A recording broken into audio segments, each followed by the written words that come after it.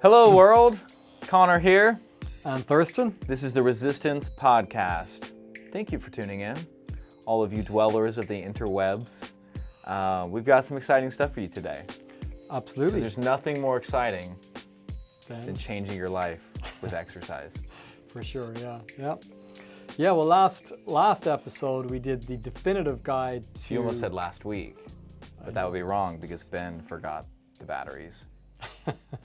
So 2 weeks ago, we talked about... That's right. We talked about the definitive guide to nutrition or diets. Yes. And we obviously came up with the big winner, which was Bruce Lee. Yes. Give us a recap. I didn't have it at the time, but here's boy. My little Bruce Lee medallion. So this is the medallion. Well, not the actual one, obviously, but I can't afford Thurston that. killed But him. this is a replica where he wore this his whole life, and it has the phrase using no way as way and having no limitation as limitation. And we talked about why the Bruce Lee diet was the best. So if you haven't seen that episode, highly recommend it. Give us a short little recap of this Bruce Lee diet. Well, the Bruce Lee diet 30-second pitch, elevator pitch. Bruce Lee diet is you don't get stuck in one modality. So he was the first that instead of just sticking to karate, jiu-jitsu, kempo, he learned them all, found out worked best for him, and then he was better than everybody. So same approach when it comes to nutrition. Don't get locked into one way of thinking. Keep an open mind, using no way as way, no limitation as limitation. And that is the answer to finding the best diet for you, because individual differences, etc. Fantastic. I don't know how many seconds that was, but that's my, You're close my enough. close elevator pitch. I was still locked in, so we're good. Good. So what we're talking about today, we're talking about exercise. Absolutely, yeah. Because again, like with nutrition, I really think if people can understand the overall principles and mechanisms, they can cut through all the confusion. And we'll talk about all these different things like should you do cardio or strength training, which is better, all that sort of thing. So we'll try to debunk a lot of myths and really give people a solid foundation, exactly like we did with the nutrition and diets, so that you no longer have any confusion. Because there are some really fascinating aspects of this that most people truly, even people in the industry, have no idea about. And I think if you understand that, after watching this, hopefully be better than 99% of people, even in the industry, and have this deeper understanding, so that if you do put effort in, you're going to get fantastic results. So. Awesome. Well, knowing you, maybe I'm wrong here, but I have a feeling that you want to look backwards before we look to the future. Forward about the history. Yeah. Well, we'll definitely touch off that because, I always kind of think of like evolutionary, genetically, etc., why the body is designed and all those aspects of it. And so it is a great lens to look through. Is like if you look at evolution and how we've evolved as humans and why these systems are in place, that can really give a really good sort of foundation then to understanding and then applying it in the modern world, for sure. I always think, though, the very first thing when it comes to exercise, I always think of it as like, well, what happens? I like to look at the counter. What happens if you don't exercise at all and take it to the extreme? Like, say, one day you wake up and you go, okay, I'm not even going to get out of bed. I'm just going to not move. What happens? Someone like Ben. So, if you don't move at all, what's going to happen to the body? And because that's even interesting, because you would just think, okay, if you don't move, you're just going to preserve your energy and everything's going to be fine. Exactly, yeah. So eating the same calories, all that kind of stuff. Yeah. So if you just literally go, bump, I'm going to lie in bed, I'm not going to move, what happens to the body? And funny enough, there's quite a lot of research on this, because it's a big issue when people have to go to hospital and they get an operation. Laying in the bed. And they can't move, so they're bedridden for a week or 2 weeks or sometimes longer. What happens? And even after about a week to 10 days, it's pretty phenomenal when you see the data and stats. Like, you start to lose muscle and strength at a huge rate, like even about 30% after about 10 days, which is a huge amount. And then every marker that you can look at gets worse. So obviously they test all these things in hospitals. So for instance, your cholesterol gets a lot worse, your blood gets thicker and stickier, not a good thing. No. Your blood pressure increases, you start to get anxiety and depression, and so pretty much everything starts to shut down. So, so the big thing, the way I look at it, is the body is designed for movement. I always think of the universe, everything is moving, and with the earth going around the sun, everything is moving. And that's life. Life is alive and moving. And if you stop and become stagnant, it's literally death. Yeah, and I feel like in the modern age, we've just become so stagnant compared to our ancestors. Maybe like 100, 200 years ago, it's like there's so much more manual physical labor. People are in the fields, and now everything's so automated. We're all sitting behind a desk. Is that a big reason why we need to be exercising? Yeah, because we're just not as active as we used to be? Well, absolutely, because, I mean, obviously, unless you have to be in a hospital to get an operation or something and you can't move for something, for an accident or something, then very few people are obviously going to be like that. But you're getting close to it because a lot of people wake up in the morning, they may sit down and have their breakfast, so they're just sitting all day. Then they get in their car, they're sitting. They go to work, then they're sitting at their desk, and then they're sitting in the car, and then they get home in the evening and watch TV. So a lot of the time, for about 15 hours a day, you could be just sitting. So it's very close to that. Like us right now. Like Crap. us right now. We're gonna do let's do the podcast on ellipticals. We should be from now moving on. while we're doing this. Yeah, yeah. So that's the big thing in my mind. Is like the first thing is when it comes to exercise is don't be stagnant. So more so from the point of view of without even getting into different types of exercise, just try not to be stagnant. And again, to give a kind of a good sort of analogy of it, if you think of it like a river, if the river is kind of flowing swiftly, you've got this really vibrant, full of life river, and everything is growing, and the fish are there, and all the wildlife around it is growing. Everything is really good and healthy. Now, if some water goes off and gets into like a stagnant pool and it just stays there, those pesky it's not beavers moving, making a little dam, and then little pond. and then what happens is the place just stinks up. So all this stuff the Turns to rot. bacteria grows, the place stinks, and everything starts to die. So if you think of it like that, you want to be alive and full of energy, just stay moving. And if you become stagnant, you're just going to stink up the place. And it's not going to be so good. So that's a really good sort of analogy. And if you want to have great energy and have all optimum health, because it is a little bit of a trick in your mind, because you do think, well, if I just stop, I'm preserving energy. And if I use up my energy, then I'll have less energy. I know of a certain politician that believed that, but anyway, I'm not going to get into that. Yeah. But that's just what eat they McDonald's believed. and have more energy to think. So they're like saying, don't move because you'll waste energy or something. Anyway, but the opposite is true. So when you think of that, the more you move, the more energy you have. Now, if you're stagnant and you start to move, at first you may feel like, oh, I'm like out of breath even just walking up a hill. But honestly, you just stay active, get in your steps every day, and there's lots of research to show around 7,000 to 10,000 steps, and when they average things out, I think they found that 7,000 steps was the magic number to try to get to, and if you're below 3,000 steps, it's really not great for overall health. So moving around as much as you can. I got to check my steps while you're talking. Yeah, but if you can move around as much as you can throughout the day, so obviously getting in more steps, instead of using the elevator, try using the steps. Parking further away. Everyone's trying to get the few spots close to the door, but if you park further away, you're going to be healthier, more energetic. Yeah. So just use all the simple things. The other thing I'm a big advocate for is instead of sitting at the desk, obviously standing desks are great, but my favorite is actually a leaning stool.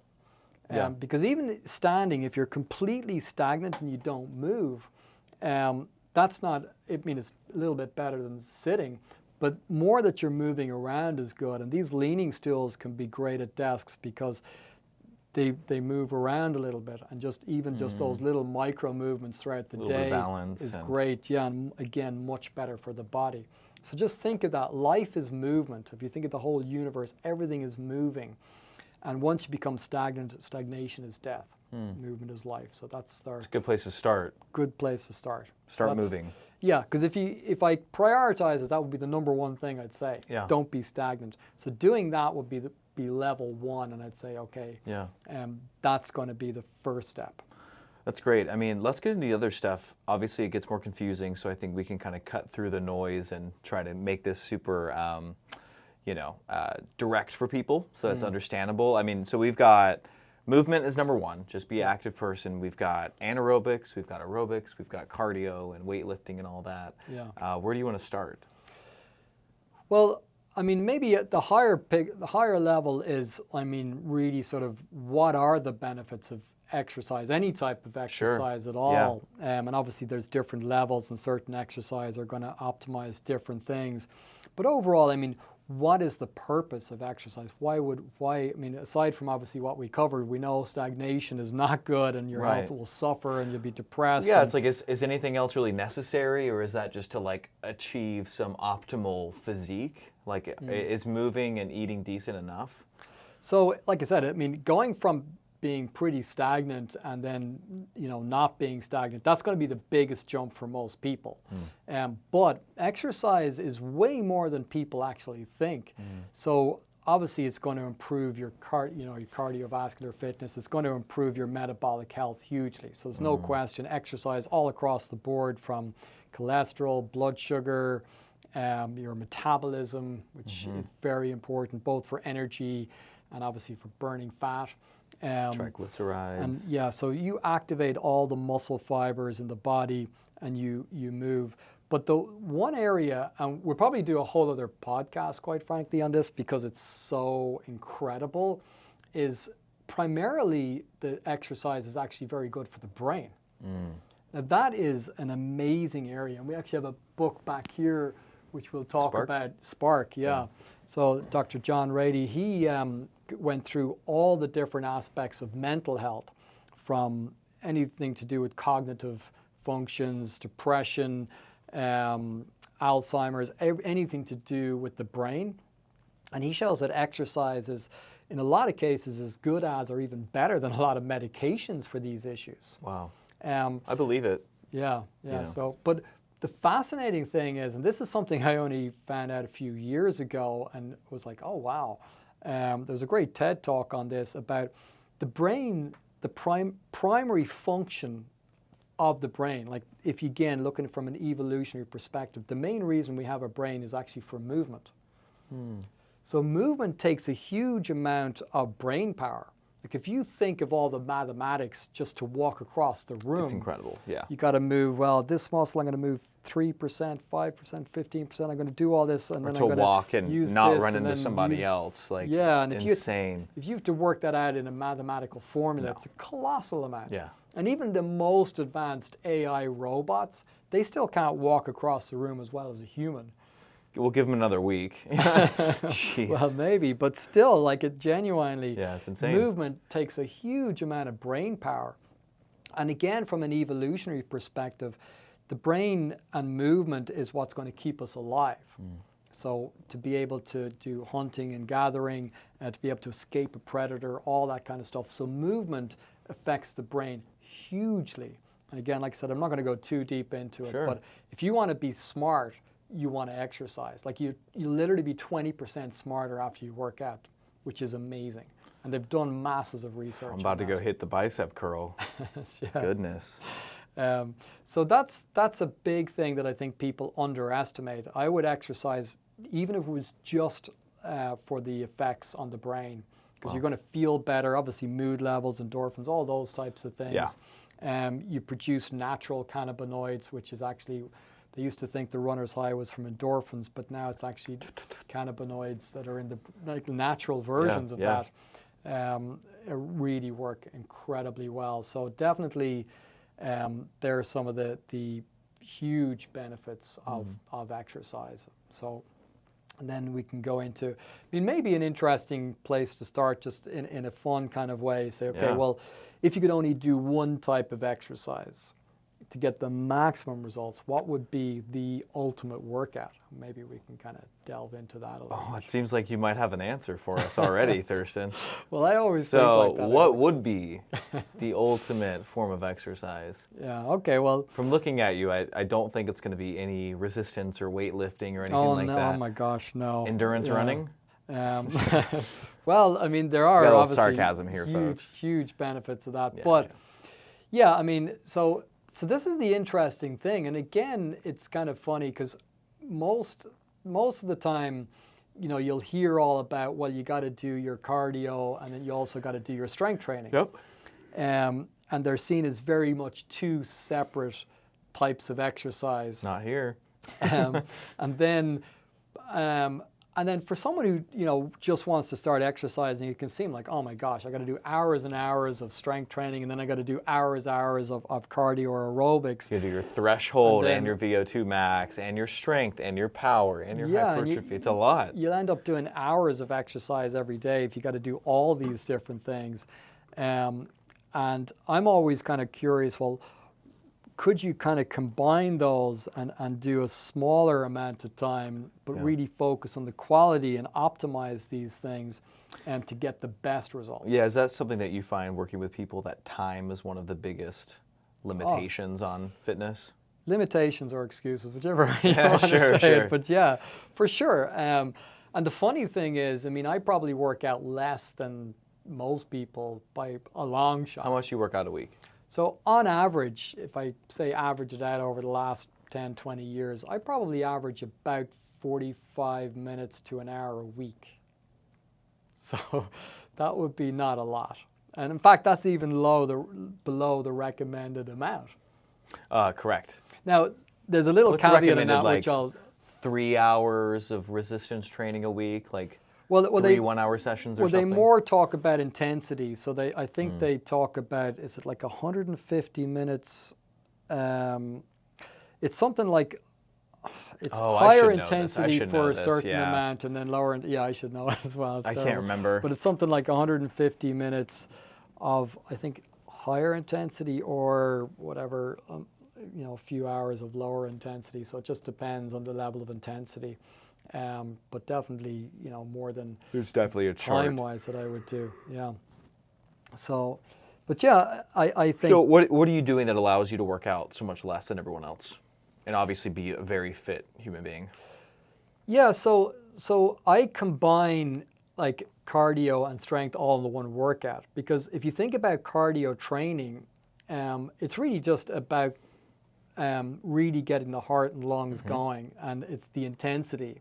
So, and there's masses of research. So if we just talk about cardio, there's a lot of research to show that high intensity training or high intensity interval training, HIIT or that type of training, like 10 minutes is as effective as an hour of steady state for VO2 max and for cardiovascular fitness. Yep.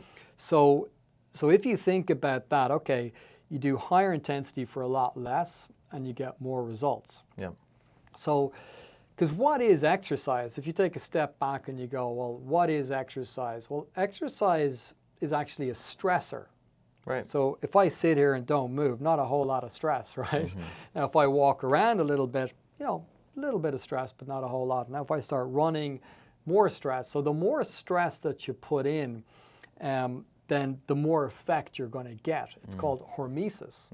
So that's the way a lot of things work. So a lot of things that we think of that are good for our health are actually things that in a way sort of damage, but then the body responds positively. So it's a negative stressor on the body and then the body responds positively. Like I'm even taking something like turmeric, for example, a lot of these herbs and spices that have very positive effects, they're actually, it's almost like little microtoxins that we're taking, and then the body responds positively towards those. Yeah. Which is kind of an interesting understanding when you look at it. Makes adaptations and you keep... Exactly. Yeah, keep going. So, and again, when you look at the research, it's the intensity that is the key to getting results. So the higher the intensity, the more of that stress that you put on and the more of a positive response that you get. So when you look at all the, again, in hormesis, it's like the hormonal impact. And hormones are just the signals that tells your body what to do.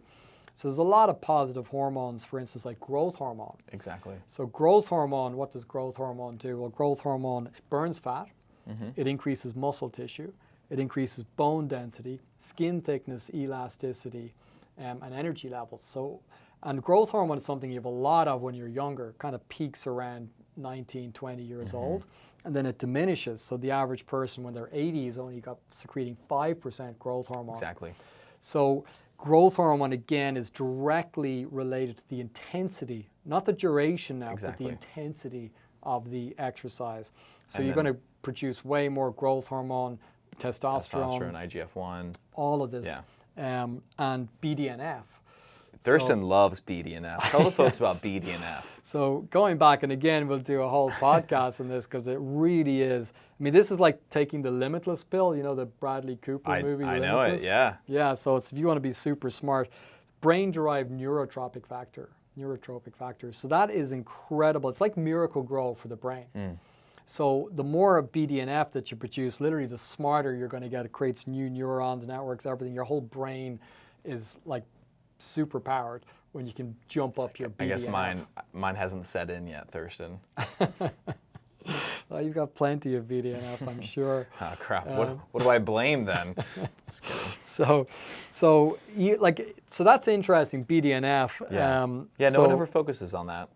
Yeah, because that is actually I'll show you because of course I've brought along. Have you prepared research for us, Thurston? I always have to kind of quote a bit of research. So this is a really interesting paper on the effects of exercise intensity on brain-derived neurotrophic factor and memory. So what they found was that the BDNF was directly related to the intensity of the exercise. So again, going back to the same, exactly what we were saying. So what's interesting in this study, what they showed was if the person worked out, say, for instance, for 45 minutes, but at a lower intensity, their BDNF increase was 1%.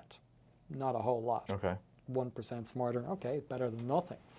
Then the second group did less time, so 35 minutes, but medium intensity.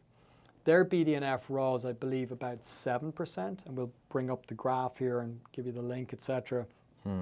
But then the third group only did 25 minutes, so almost half of what the first group did, but at a higher intensity.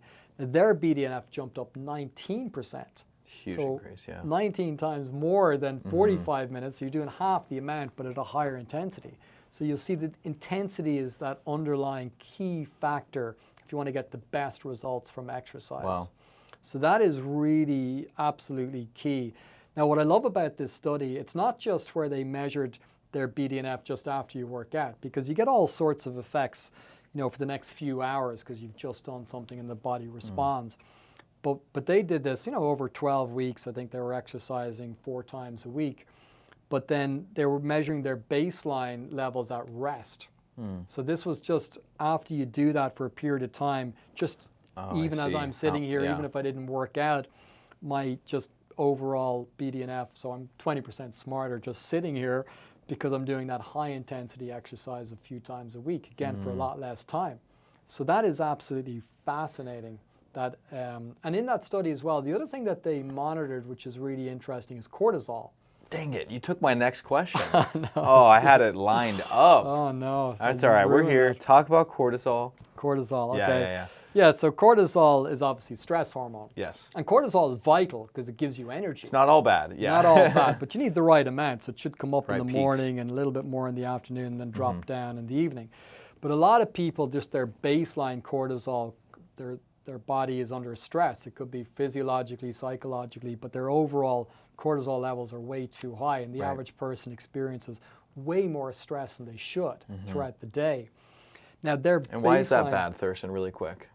Well, cortisol, well, first of all, who wants to be stressed, right? Not me. Feel stressed. But cortisol also wears away muscle tissue. Yep. Excess cortisol is really negative, and again, for your metabolic health, etc. Yeah. So you don't want too much Stress cortisol. on your arteries and stuff is also not good. Completely on your metabolic health as well. So you do not want higher than what it should be in terms of cortisol. So again, in the same study, in this one, what they found was Again, the low intensity 45-minute group did actually get a considerable drop in cortisol, about 15%. The medium intensity for 35 minutes, 18%, so a little bit more. But then, of course, the high intensity for 25 minutes, 27% drop in cortisol. So is this a drop in cortisol from like the resting levels? Exactly. And then talk about the duration and how cortisol releases during exercise, because that's another factor in, you know. Yeah. Well, obviously, when you work out, you're going to produce, because again, you're putting a lot of stress on the body, so your cortisol is going to increase.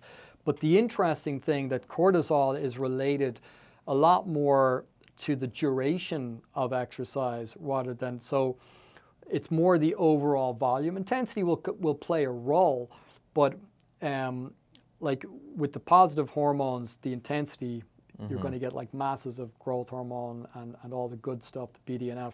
But then while you will get a bit of cortisol increase, you won't get as much. So if you did an hour, for instance, of higher intensity exercise, you're going to produce vastly more cortisol, even if it's a slightly lower intensity level for an hour or two, compared to doing a shorter duration high intensity. You'll get a little spike, but it'll drop back quickly. Yeah. So that's a huge factor. So you're lowering your regular resting amounts of resting cortisol, and then you're mitigating how much else you're producing. Exactly. That's a huge issue. I see it with a lot of guys. Like the gym culture is go to the gym, and they're doing all the right exercises, right? They're doing their chest and tries, and they're hitting all the right exercises, but they're there for an hour and a half, and they're taking 3 minutes in between and texting, and it's like, I don't think people realize how much the hormones play into, you know, everything. Yeah, exactly. And you see, you don't get further benefits for training for longer.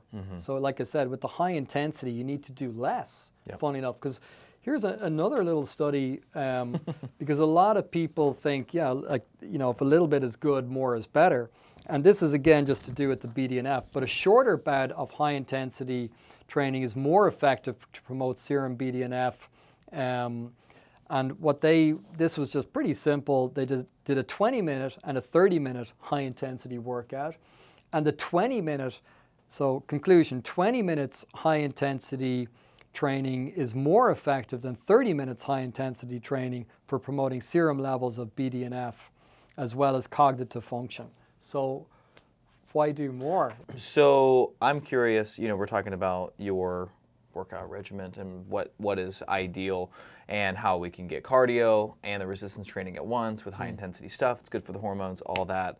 What does it look like practically? Because what you do, what we do here, is different than the classic HIIT, which people think for high intensity exercise, or even CrossFit, which is mostly some, you know, there's resistance in there, but it's mostly circuit training. Is that what you're talking about here, or what would you prescribe? Yeah, so what we do that's very different is we do what technically is called HIIT, high intensity resistance training.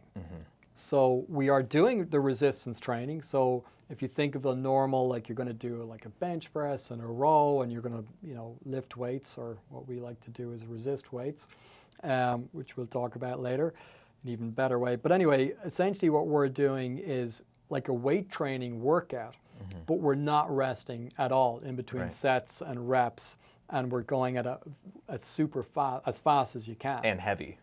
Fast and heavy. What is safe, Yeah, so for instance, in order to do that, so in a traditional gym, because when we use the tradition, now we've got obviously these awesome new machines, which brings us into a whole other era, but just traditionally what we always did was we used all these methods to be able to keep going without stopping. So we used, for instance, drop sets. So you do a set of, like, say, 7 reps. I like to aim between, we always kind of went, you know, with the traditional types of machines and weights, in or around 6 to 8 repetitions, because that's what's shown to, for instance, maximize growth hormone release or whatever. They found that it's about 85% of your 1 rep max. So you'll do in or around hypertrophy zone. Yeah, you'll really, and you get a lot more effective reps. Because here's something that a lot of people will say, well, you can get just as good results from a hypertrophy perspective using a lighter weight. Well, okay, I'd still argue you're going to get some extra benefits of using a heavier weight, for instance, for bone density, for joints, etc., Right. tendon strength. But while it is true, you can use a lighter weight. Let's say you use lightweight and you can do 50 reps, for instance, till you get to failure. It's really only the last 5 reps that are effective. Right. So the first 45 reps is a complete waste of time because it's not doing much. It's like literally like me going like this until I'm totally fatigued with no weight. Whereas I like to stay in the most effective zone because, again, you're not going to waste a lot of time and energy just throwing light weights around. Yeah. So use a weight that you're going to fail in or around 7-8 reps, and that way each rep is going to be a lot more effective. And then immediately, without resting, drop the weight, go again, drop the weight, go again. So we normally do 3 sets of about 7 reps, and that will equate to roughly 45 seconds to a minute of time under tension. You're basically training to failure and then moving to the next muscle. Exactly. Yeah, I think that's what's really different about the way I learned from you versus what I see most people doing when they want to do the high intensity stuff. It's setting up circuits. So you're doing a lot lower resistance because it's harder. It feels harder because you're sweating so much and everything, but it's like it's just all about kind of just running around, getting the heart rate up and up and up, but you're not really lifting anything heavy. And then with us, you're kind of doing a traditional whatever bodybuilding workout where it's like you're going to do your chest press, your dips, your flies, all the normal bro split stuff, but you're just going full out, maxing out reverse pyramid on everything and then moving on so fast. Yeah. You don't need to add in all the running around and stuff to get your heart rate up. Absolutely. And it's so difficult. Yeah. If you really lock in, it's hard. Yeah, and that's what I love about it because when I'm working out, it's like this is great because I'm getting a workout literally for my brain as well as my body. Because again, talking about all that BDNF, when you get that intensity levels up, because you're not going to do that in a traditional 45-minute hour, even hour and a half strength training. There's so much resting going on. Yeah. I'm like, why are people resting? I mean, I get it because a lot of the stuff out there will tell you, oh, you got to do all these rests to optimize this, that, and the other. But yeah, get your energy systems a lot of it is refilled. theory, and in practice, the higher intensity gets just as good, if not better, results. And there's this whole sort of volume versus intensity, high intensity training kind of, like the vast majority, I'd say 90%, subscribe to the longer duration with all the rest and getting more volume, etc. But some of the best, for instance, bodybuilders in the world, like if you look at the history of high intensity training, wow, if you can get that good, I mean, it sort of started with Arthur Jones. He was the inventor of Nautilus. It's a very interesting history of all this. And he started really getting into this sort of higher I've got intensity. this thing stuck on my head. Oh my God. So I haven't got my BDNF for the day, apparently. Oh God. So, but yeah, I mean, Arthur Jones was he the inventor of Nautilus, and he was way ahead of his time. And he worked with some of these top bodybuilders. Trying to think the guy's name. Oh yeah, Boyer Coe, the Colorado experiment. Don't know if you heard of that. That was a little bit questionable or whatever, but they claimed this guy put on 45 pounds of muscle in 6 weeks or something crazy like that. More plates, more dates. You would freak out on that. Stop. Yeah. I mean, that look, would break the I'm internet sure, right now. some of it was just, and he was probably lost weight beforehand and bulked back up, and some of it's water weight, that whole thing. But look, That's awesome. clearly they put on quite a lot of muscle. But then if you look at who started to implement that, a huge advocate was a bodybuilder called Mike Mentzer. And he was, at the time, like around 1980, best in the world. I think he came runner-up against Arnold, but there was a big debate about that. Best or close to in the world. And he worked out way less. And this is bodybuilders. So they're obviously, most of them are in the gym 4 hours a day. And he was doing 40 minutes, maybe 3 times a week, and just training one set to failure. And he was big into that. Yeah. And then another guy who then followed him was Dorian Yates. And Dorian Yates, he won like Mr. Olympia 7 times in a row. So he was the best ever at the time because he even beat Arnold's record. So it's hard to say, well, high intensity training is nowhere near as good as the volume. I mean, again, you can really get into the minute details, but for the average person, they're not going to want to look like that anyway. Yeah. So for sure, you can get phenomenal results. Plus, you get your brain workout. Plus, you're going to get your VO2 max. Yeah. And you're going to get the Look, muscle and strength. I mean, this is all anecdotal, but I've tested this theory a little bit, you know, because I've fallen into, before I have fallen into the traditional mindset of like more is better with weightlifting. And goodness, switching to like a longer, you know, more hypertrophy, you know, high volume style thing, it took such a toll on me because the hormonal stuff, your nervous system, everything, you're just beating yourself down so much that my sleep got off. My energy levels for the day were off. I was just exhausted all the time. And then switching back to the shorter, high intensity stuff feels so much better. Yeah, that's interesting. And that's what we find is that, like with a lot of workouts that are out there, you know, this sort of hour-long, pretty high intensity, it could be spinning, it could be circuit training, all these different, which are all very popular. That you'll feel very good because, again, the stress and the endorphins. But you also feel worn out afterwards. And the other big factor is you feel a lot hungrier. So it stimulates appetite and ghrelin because your body's going, whoa, we need to recoup after Give this. me glucose. Get the calories and replenish the glycogen in the muscles and stuff like that. So you're actually going to end up, and this is what they show in the studies, they expect to see much better results when people exercise a certain amount because they work out the calories. But what they don't factor in is that when you work out the wrong way, and it's this sort of middle road where it's not quite super high intensity, but it's pretty intense for a longer duration. That's the no man's land. That's the worst way to train, which is what most people do. So it stimulates appetite, and also it can slow down your metabolism later on because your body's trying to preserve and recover. So you're getting the wrong balance. So of course you're still going to get some results, but nowhere near what you should and nowhere near optimal. So that's the biggest problem. Most people, they work out and they're going to eat those calories back very quickly because the hunger jumps up, and they're not starving for salads. They're starving for like high carbohydrate type stuff to replenish the glycogen and everything. So that's one of the biggest mistakes people make. They're doing this sort of medium to high intensity for way too long, and then they're going to suffer from being hungrier, a slower metabolism, and they're not going to see anywhere close to the results that they should from the effort that they put in. So, well, let's talk about, so say someone wanted to implement this and they start doing these higher intensity, say 20-minute sessions of resistance training. What would you suggest? How many times a week? What kind of splits do you like to do? Would you give us a little bit of specifics? Sure, yeah. And one thing as well is, like, weirdly enough, there hasn't been a huge amount of research on high-intensity resistance training because, like you said, whenever people think of high intensity, it could be like on a bike or CrossFit, you know, rower, assault bike, or running. Yeah, where they're just deadlift. going, because it's much easier to control and to do research on because you can just be on a stationary bike and they can hook things up and do all the experiments like that. And they're just looking at heart rate levels and stuff.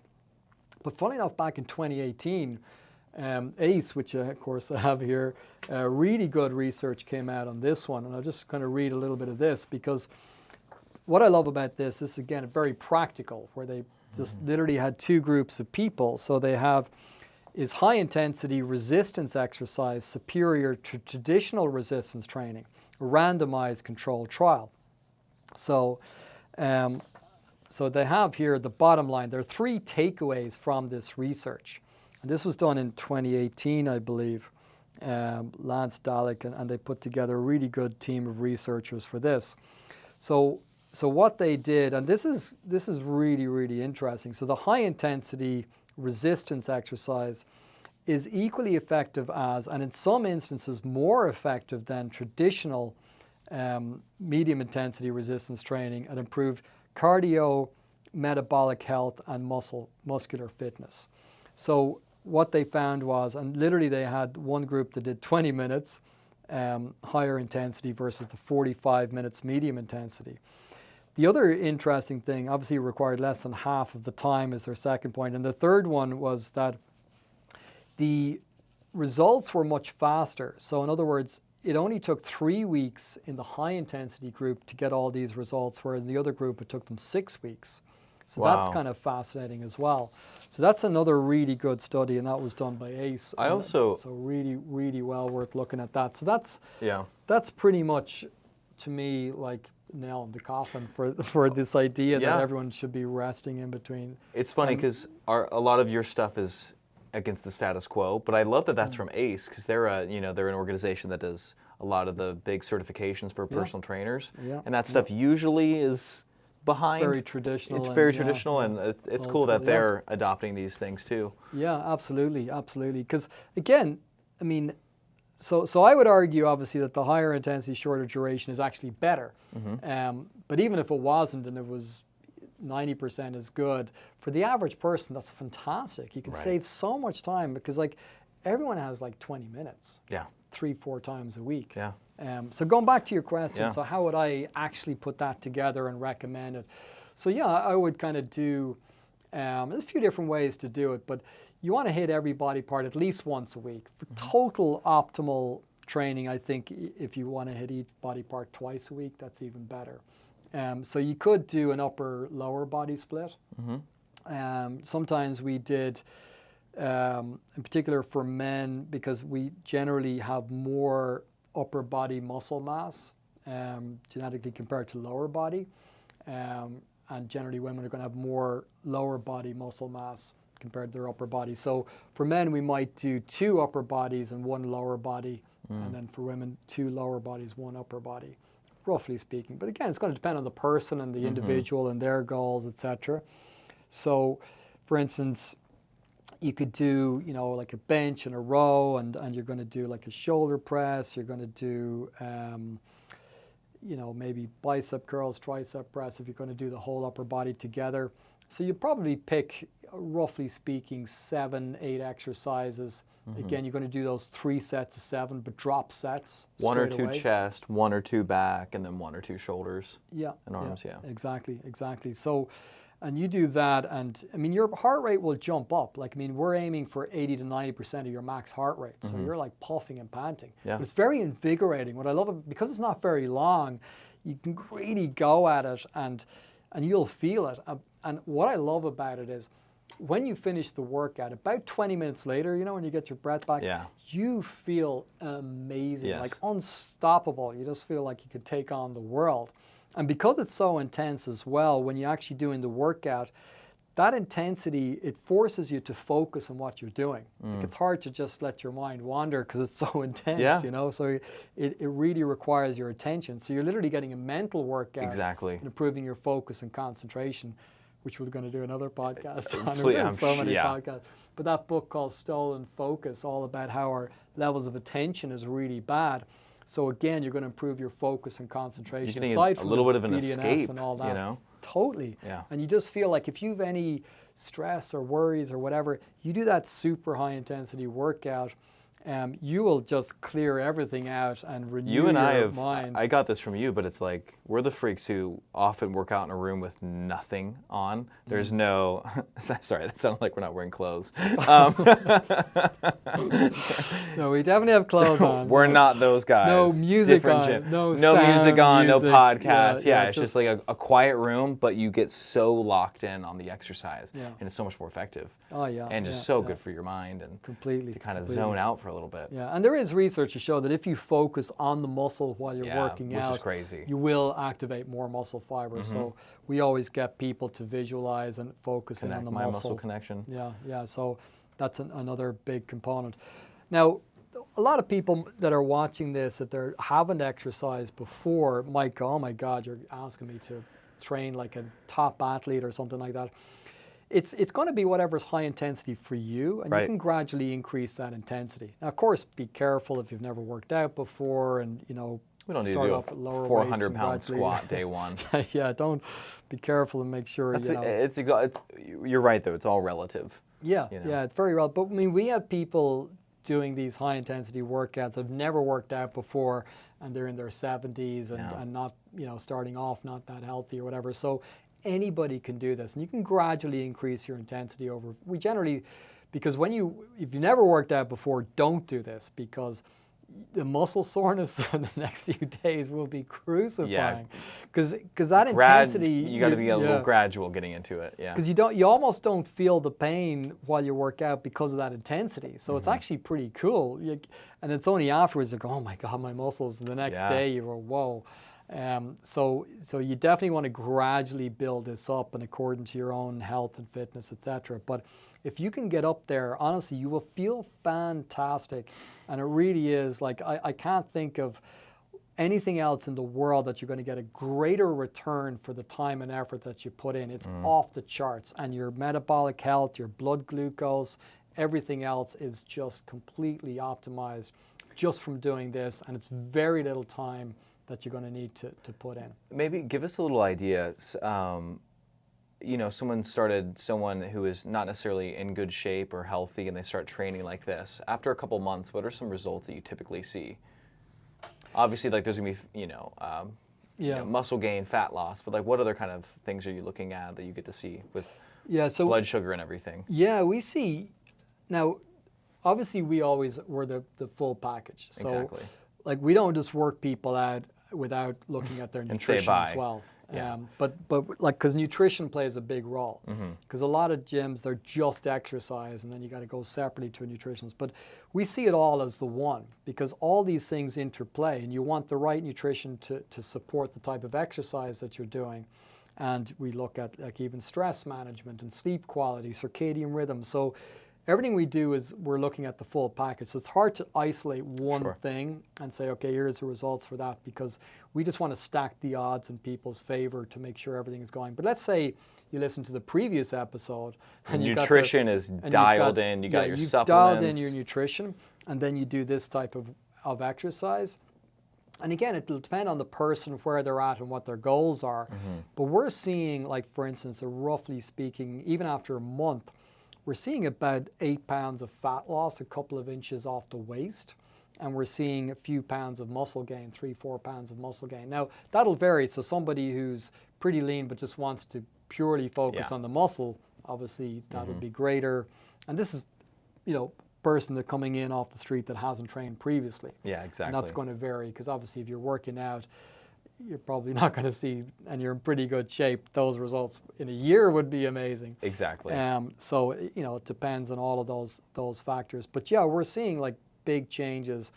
And even after about 3 months, now we can't say for individual, and you got to check with your doctor, all that kind of stuff, but we're seeing people's metabolic health improving dramatically. So if they did happen to have high levels of A1C or, you know, blood sugar issues, gone after 3 months. Like, really unbelievable. I mean, we have doctors literally reaching out to us going, what are you guys doing?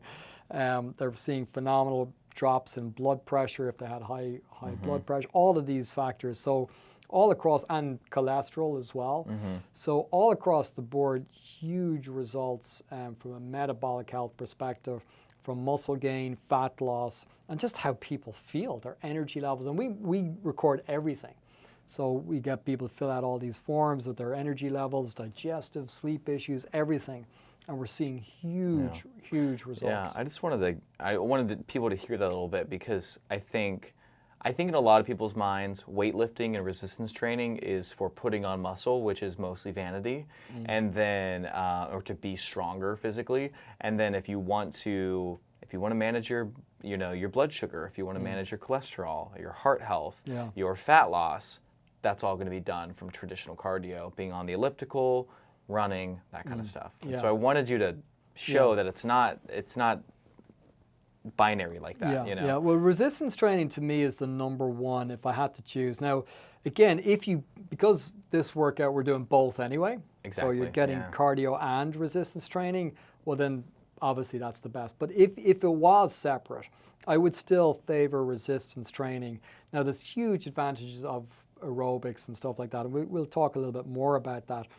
But one of the things that I find is interesting is that, first of all, if you're trying to get into shape, muscle is what burns fat. Right. So the biggest impact on your metabolism is going to be resistance training. Now, okay, in the moment, while you're doing cardio, you'll be burning fat or whatever. And again, Or more calories maybe. We'll talk about, calories more so. So yeah, you can kind of, like if you're doing a couple of hours of exercise every day, you'll burn more. But again, you'll be hungrier, so you got to counteract that. Burn more, eat more. But if you just want to jump up your actual metabolism, so like literally while you're sitting down, your resting metabolic rate, and you want to jump that up so that you're burning more fat 24 hours a day, no question, resistance training is so much better. And then the other interesting thing is that as we age, we lose muscle tissue. Right. But the type of muscle tissue that we lose is not type 1. So, maybe we need to kind of really explain this whole thing, because, and this is the area of why, if anyone wants to really listen to this, you'll probably know more about exercise than, like I said, 99% of people in the industry. You start throwing out different kinds of muscle fibers, and you're going to sound pretty cool at a dinner party. Well, yeah, but I mean, I like to simplify it because, oh my gosh, my pet hate is trainers love to pet hate. Pet hate. What did I thought you said pet hay. I was like, that's a weird Irish thing I've never heard. No, okay. My pet hate is pet peeve. Yeah, okay. But he's different than us. Pet us. peeve. Yeah, I don't know whether it's Irish or whether it's just me. But anyway, different phrases. But yeah, like one of the things that annoys me is that with trainers is they love to make things sound so complicated. The average person doesn't need an anatomy lesson. They just need to go, no, that's the back of the arms. But that's boy, the does it make them sound cool. Yeah, anyway, they go into all this. So I like to try to simplify it as much as I can. So one of the things is that how the body is designed when it comes to movement and exercise is that we have actually two very distinct different energy systems. Mm-hmm. So one of the energy systems is for strength and power and speed. So for sprinting, for going, because sprinting, if you think about it, if you get that explosive, it's just like lifting a heavier weight, right? So whether it's lifting a heavy weight or moving fast, that's all part of the strength system. And the strength system uses all what's called fast twitch or type 2 muscle tissue. Yep. And that's for that explosiveness. And then the other half and the other system that we have is then for stamina. And that's just to kind of give us endless energy throughout the day. And that's where we can just, walk for hours or do a slow, fast walk, slow run for hours. Yep. And that's the stamina system. And that uses all the type 1 or slow twitch. Yeah. So if you think of slow twitch as for endurance, so half the muscle in your body is just for endurance and to keep you going for hours and hours. Yeah. And the other half is for that explosiveness.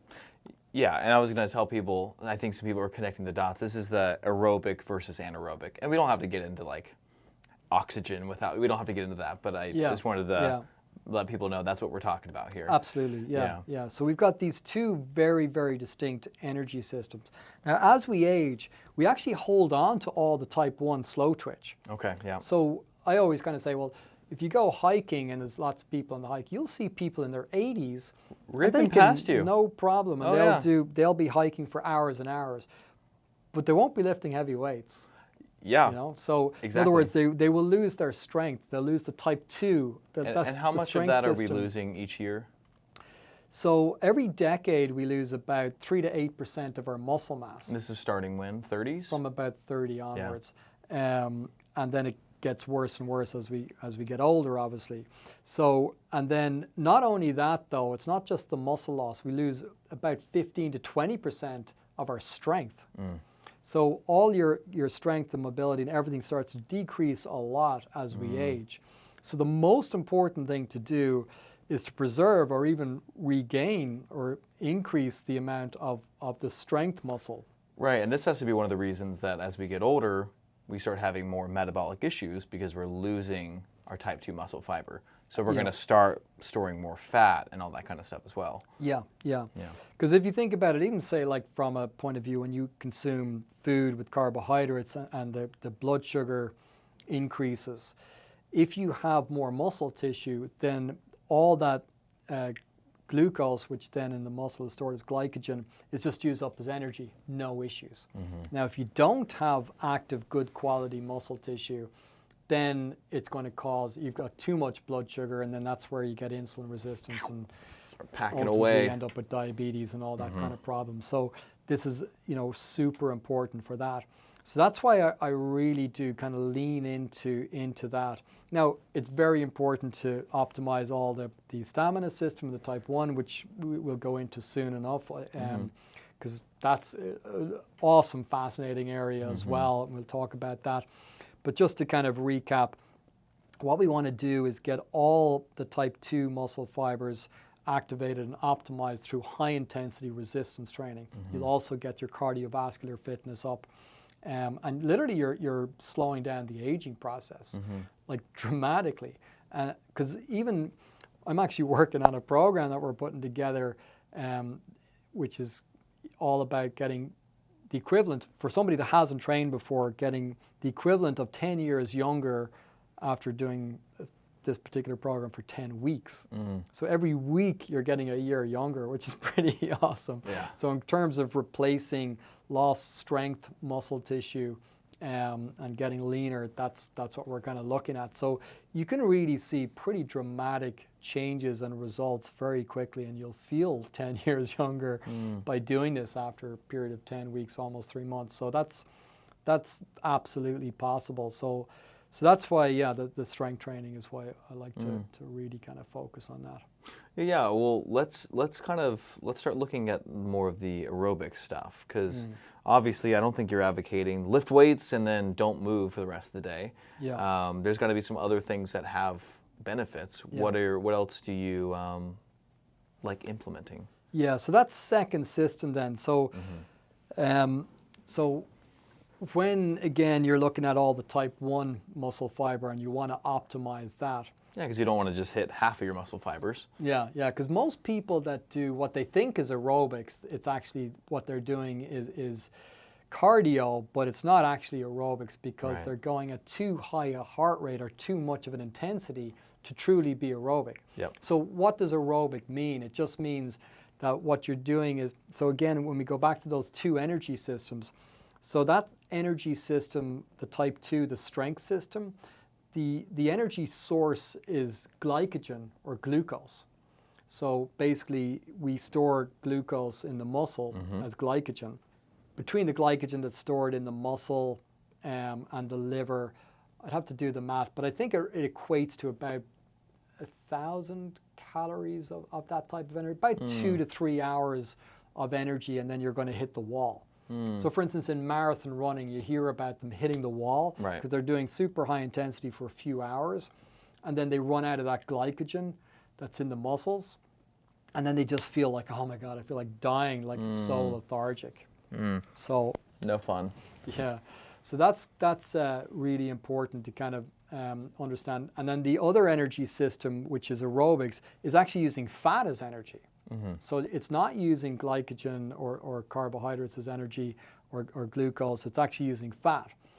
Now, what's interesting is, even if you're super lean, you've got enough fat on the body, like calorie-wise, like tens of thousands of calories. So you could go for days using that energy system. And then so fat breaks down into fatty acids, and then with oxygen converts into energy. But it has to be at a slower rate. So it can only do it at a certain rate. And once the intensity level goes up a little bit too high, it switches you over into the strength system. Yep. So to really truly stay in aerobic, using fat as energy, you actually have to go at a pretty low heart rate. Now this all sort of, to give you again a little bit of a history, because it's kind of fascinating, the first guy that I know of anyway that sort of put all this together is Dr. Phil Maffetone, and it's known as the Maffetone Method. Yeah. And he trained a guy called Stu Middleman, and he was famous. I always use the analogy, he's like the Forrest Gump. Remember in the movie Forrest Gump? And he decides to go running one day, and he just doesn't stop, and he runs across the country. He just keeps running every day. For hours and hours. Well, Stu Middleman was like that. He held all these records where he literally ran coast to coast. So he ran from I think, San Diego to New I don't know York. what's in people that makes them want to do that. I mean, you just couldn't pay me. Yeah, well, I mean, it's pretty incredible, and he holds all these records where he did like the equivalent of 3 marathons a day for 10 or 11 days. It was like 1,000 miles or whatever. So like unbelievable. Now what's interesting, even if you see pictures of him, he doesn't look emaciated or unhealthy, because a lot of the long, really ultra marathon runners, You lose so much of your joints muscle. were fine, and he had good muscle tone. So he managed to do it in a healthy way, because normally that level of exercise is going to wear down the body a lot. And in fact, there's even some really good research to show that if you do too much higher intensity exercise for prolonged periods of time, that it actually ages your heart. And we can link to that research on that. I'm trying to think of the name of the researcher, James, I'll think of it now in a minute. But yeah, he showed this, and because they looked at the arteries in the heart, and they said literally that type of exercise is aging the heart much faster than it should. Interesting. Yeah. So really, really bad for your heart. So when they did multiple marathon running and stuff like that, they're actually showing it has a negative effect. So you definitely want to avoid that type of exercise for too long. Yeah, yeah. No problem.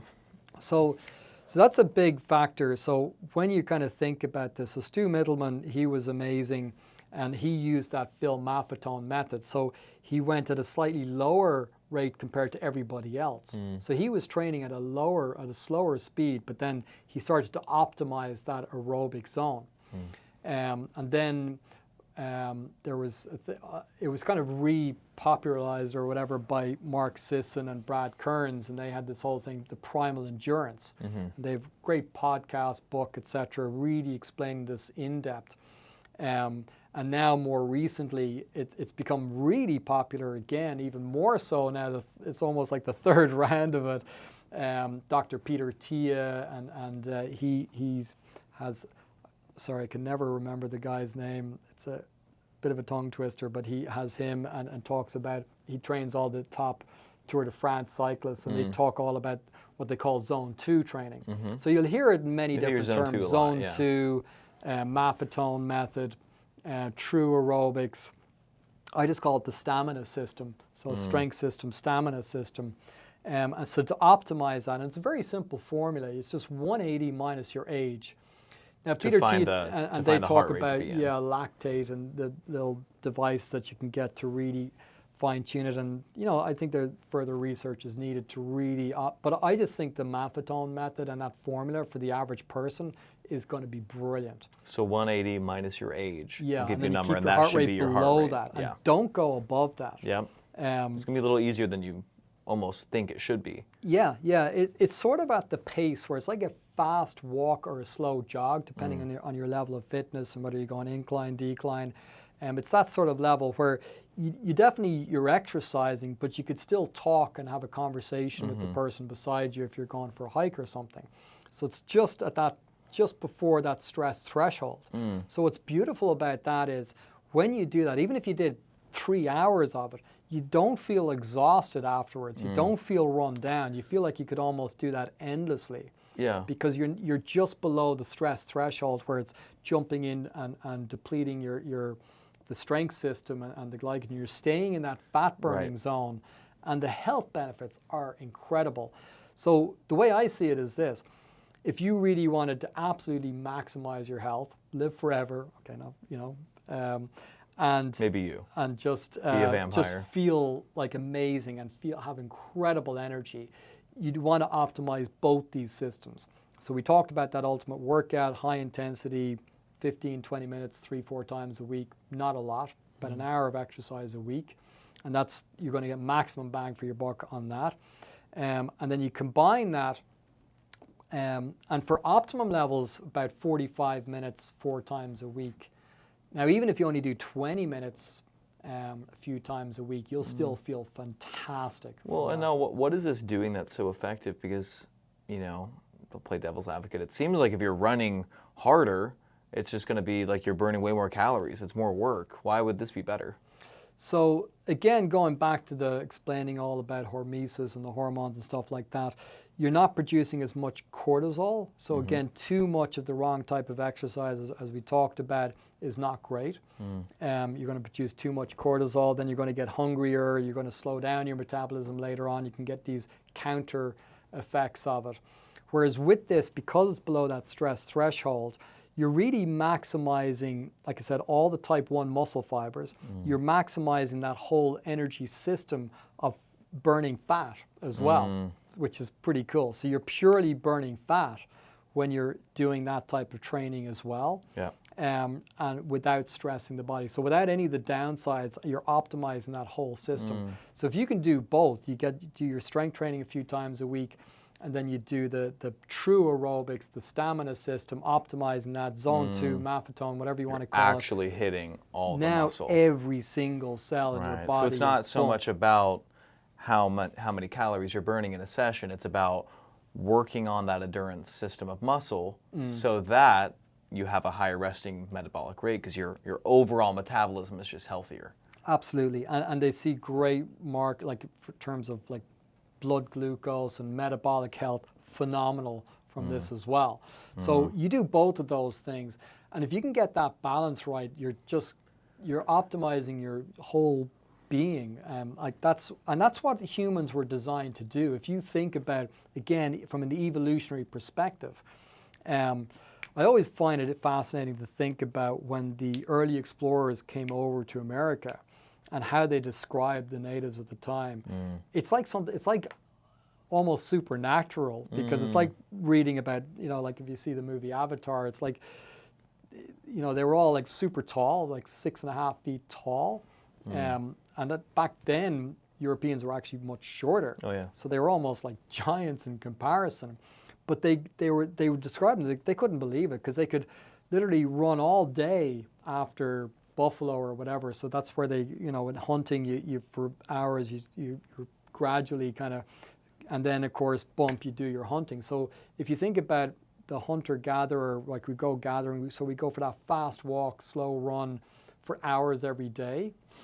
And then you have that high intensity. And they could sprint as fast as buffalo and then jump on and take them down. Incredibly strong. Like I said, it's like literally like something out of Avatar. And that's how they described them when they were on the natural diets, of course, and then, doing that type of exercise. So they were optimizing both, so they could get that stamina system going, and they were walking around all day at a fast pace. And then they did that high intensity, whether it was hunting or whatever it was. So if you think about it from an evolutionary perspective, it really brings all this together. And then it makes sense. Oh yeah, that's why we've got these two energy systems. And don't fall in the middle in no man's land. You're not really optimizing the aerobic if you go too high. You're just hitting a little bit of both. And then you're not really optimizing the strength system, because you're either overdoing it for too long and producing too much cortisol. So high intensity, short duration, resistance training, combine that with true aerobics, really optimize that stamina system. And oh my gosh, and this is something that anybody can do. What I recommend when it comes to the stamina system is try to do something that you like and enjoy, that's not a chore, and it doesn't feel like you got to sort of allocate time to. So for instance, go for a nice hike or a walk that you like and enjoy with some friends, great.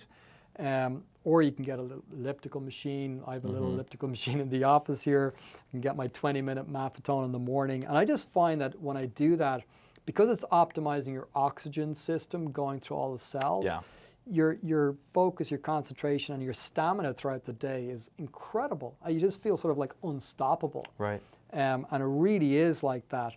So that's the big thing. Anyone can do this, and you can be listening to a podcast, audiobook, your favorite music. You could be watching, something on the TV or screen or whatever. So whatever you want to do, so that it's not a waste of time, and you actually like it or enjoy it. If it's swimming, if it's paddleboarding, whatever you want to do that a few times a week, and that's all you need to do. And that's for like absolute optimum levels. Because even if you only did resistance training once a week, And of course, the eccentric, what we talked about, if you go back to the very first episode, you only need to do 30 minutes of that once a week to get the equivalent of 3 to 5 hours of normal working out and resistance training. You combine that with not being stagnant, move around, and then do a little bit, even 20 minutes a few times a week of that zone 2 Maffetone. And if you really want to be absolutely unstoppable, 45 minutes 3-4 times a week. So it's not a lot. Like when you add all those things together, you know, it really isn't that much. And genuinely, the average person, and just start to implement this, give it a couple of weeks, because the first time you do anything, you're not used to it, you will feel a bit of stress. But if you just stick at it for a couple of weeks, then you will actually like it and enjoy it. And your whole life, your quality of life, your mood levels, your focus, concentration, energy, your shape, your metabolic health will be absolutely incredible. So, mic drop. Okay. I got carried away at the end there. No, I get very excited about this because I always want to see someone passionate about, you know, their job. But I always see someone like, wow, if we can get like all these cells, optimize these ones, and get both of those systems going, I just know the person's life is going to be transformed, because that's the biggest thing with everything that we're doing, whether it's nutrition and exercise. It's like we've got this immense potential that people are just not even tapping into. And it really isn't that hard. It doesn't require a lot of effort. And you just do these few things and you maximize these things. You just be smarter, because a lot of people put in way too much effort, and they're in that no man's land, and then they're not getting the results and they're not feeling as good as they should. You do it this way, and I promise you, just try it. Yeah. Just try it for 2 weeks, and I promise you'll never look back. Take that, people. High intensity resistance, Maffetone Method. It'll change your life. Anything else you want to leave the people with while we're talking about exercise? I feel like you kind of covered it. I covered it. I mean, obviously, going back to the first episode, the only kind of new, really exciting things is that eccentric. So it's all about the negatives, because that brings it. That brings the resistance training up another level. So that's something I would say is, obviously we have an hour-long podcast going into the science deep on the eccentric stuff. But this whole high intensity resistance training we're talking about, you start implementing that with the science of the eccentric training, and that's just, it's going to a whole new level. I mean, you know, and obviously, like I said, I mean, that's generally over the last 20, 30 years, that's all I've done, about an hour of exercise a week. I used to, I mean, you know, this guy will go work out for like 7 minutes and have a better workout than anyone, but it's so focused and intense, and it's and it's game changer. It looks hard, but it's not when you're doing it, because when you get into that mode, you don't feel, like, it sounds weird, but you don't feel pain. It doesn't feel uncomfortable, because the intensity of it and that sort of fight or flight mechanism and all those things that you're getting going, it actually feels effortless. It's only the next day you go, oh wow, I actually did work. So in the moment, it's not that difficult, and you feel so invigorated afterwards, and it'll transform your life really well. Awesome. Well, guys, start moving. Don't sit around all day. That's number one. Don't be stagnant. Resist weights. Do your eccentric training, do your resistance training, and try out this Maffetone method. It's really great. Get on an elliptical. I guess you could even do, you know, some light swimming, go for a hike, whatever it is you enjoy. Get moving, start exercising. It'll change your life. 100%. Awesome. Thank you guys for watching and listening. If you made it this far, we appreciate it. Please like and subscribe, and we'll be back next week with more fun, scientific research on diet and nutrition. Thank you very much. Diet and nutrition, diet and exercise. Bye.